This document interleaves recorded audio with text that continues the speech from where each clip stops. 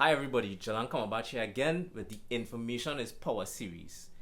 Yo, this is like with George, the big boss in the business. I want a little listen to Jelan Hola to Cumberbatch. Jay! Yo, big up my brother Jelan Cumberbatch and the Hey guys, this podcast. is Mikhail Teja right now, and you're locked into Jelan Cumberbatch podcast. This episode we're talking about the autobiographies of books of people that are either influential, great leaders. Obviously, some people are, we call some of them mavericks, or some people are revolutionary type people now that would inspire change and things that happen in the world, and they were the person to make that stance of no, we're not accepting this, we're going to do this different, or defenders of people now. All right, everybody. So the first book is Barack Obama, The Audacity of Hope. That's his first book that he wrote. That was before he became the president of the United States. And then he has a new book called The Promised Land, which is the book after his presidency, kind of just giving people an insight on what he went through as a president and the trials and tribulations of running the United States of America. So I would suggest everybody read The Audacity of Hope first, and then The Promised Land after.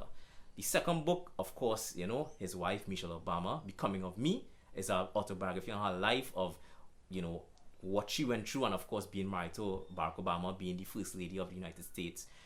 Very good insight, very inspirational to a lot of women. So I would actually suggest a lot of women and men as well to take a read of her book, of her life. Very inspirational, very motivational. The next book I want to talk about, the Mamba mentality by Kobe Bryant. If you are entrepreneur, you are a business leader, everybody could relate to a sports figure like Kobe Bryant, the dedication he put to his work, the of course the work ethic of him being a basketballer, the mentality, and of course the autobiography is really giving a very good insight on his team of the people that helped him reach to the top, his dedication to the craft, the time he put in, and of course the great players that he played with that actually pushed him to the top. So that's a very, very good book for everybody to check out. Next book I would suggest everybody to read would be Malcolm X, the autobiography of Malcolm X by Alex Haley. I would suggest everybody read that book. That actually changed my mentality on life and gave me a good insight to how it used to be, especially at that time in the 50s and 60s in the United States, as well as every person of color could relate a lot to the trials and tribulations that he went through, and he had to overcome to even to be that now. So it was a little painful to read, but it was a good book to see where he started off to what he became, because he wasn't always Malcolm X. He was Malcolm Little at the beginning, and he was not the cleanest person in terms of he used to be on drugs. He used to sell drugs and everything like that, and he went to jail, and then he changed his life into the person that we know now, Malcolm X now, this great leader. So everybody should check out that book too. Next book I think everybody should that really impacted on me is of course the autobiography of Dr. Martin Luther King. I think everybody know the story, but I would love for everybody to just take a read of that book, because like Malcolm, he was a different type of leader. Of course he had the great speeches that everybody could recite and everything like that, but it's a good insight to see how he grew up, what he had to go through, the trials and tribulations as well. So he's another one that everybody should really definitely check out that book.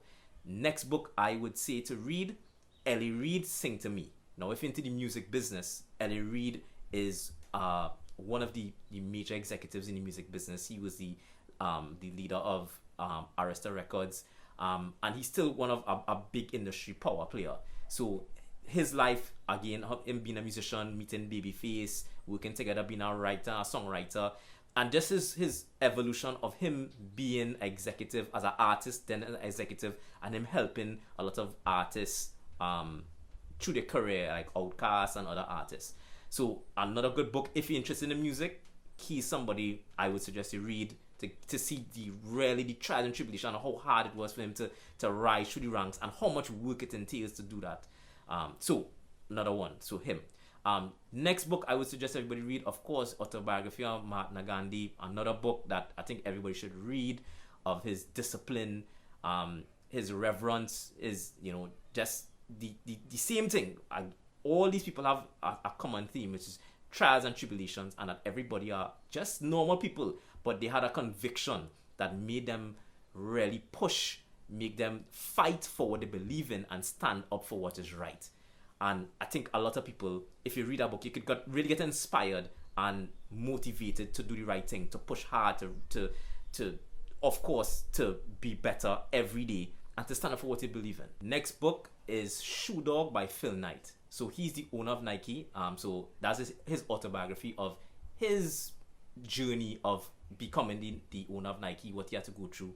Very interesting story, very compelling as well now. So again, we know the big brand Nike now, but you know, you have from his humble beginnings of the things that he had to go through to even reach this pinnacle is a great story. Very, again, motivational and inspirational, and actually give you the belief that if he could do it, then you could do it. Because everybody, all these people have something in common. Everybody's just people with conviction, people with something to believe in, and people with a drive and a passion for what they love.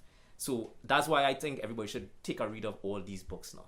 So last book, last but not least, is Steve Jobs, his autobiography by Walter Isaacson. I think everybody should read that as well. Of course, Steve Jobs, the founder of Apple, he's another one where you get the insight of his life. I mean, you know, that he was an orphan, he was adopted, him understanding what he wanted to do, just being involved in technology. A lot of people doubted him, didn't think it would work. You know, first Apple products didn't really was successful. Then even when it became successful, he transferred into Pixar, he get kicked out his company.